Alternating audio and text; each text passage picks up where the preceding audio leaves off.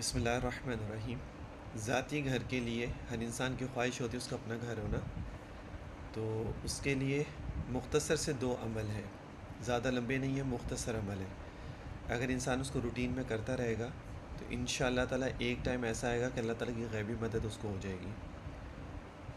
اچھا، سب سے پہلا اس میں عمل کیا کرنا ہے؟ وضو کے درمیان کی دعا ہے۔ اگر کسی کو نہیں پتہ تو آپ اس کو سرچ کر سکتے ہیں، گوگل پہ آ جائے گا۔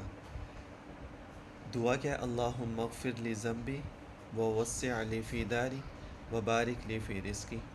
3 دفعہ اس کو وضو کے درمیان میں بھی ایک دفعہ پڑھنا ہے، اور ایک تسبیح اس کی صبح شام پڑھ لیں تو بہت اچھی بات ہے، ورنہ ایک تسبیح اس کی روزانہ پڑھ لیں۔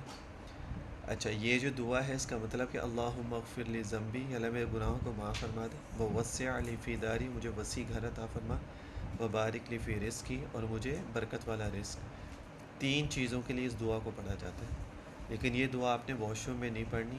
اگر واش روم میں اگر آپ وضو کرتے ہیں تو پھر باہر آ کے پڑھ لیں، اور اگر آپ اوپنلی کہیں وضو کریں تو پھر اس کو وضو کے درمیان میں پڑھ سکتے ہیں۔ ایک تو یہ دعا ہو گئی۔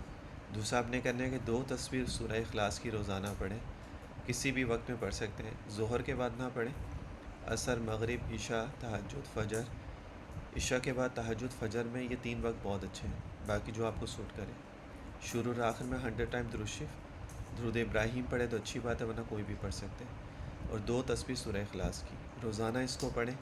تو یہ 2 عمل ایسے ہیں جس کی وجہ سے اللہ تعالیٰ اپنا گھر عطا فرما دیتے ہیں، وسیلے اسباب بننا شروع ہو جاتے ہیں، غیبی مدد آ جاتی ہے، اور اس طرح کے کوئی بھی معاملات ہو جاتے ہیں انسان کے ساتھ۔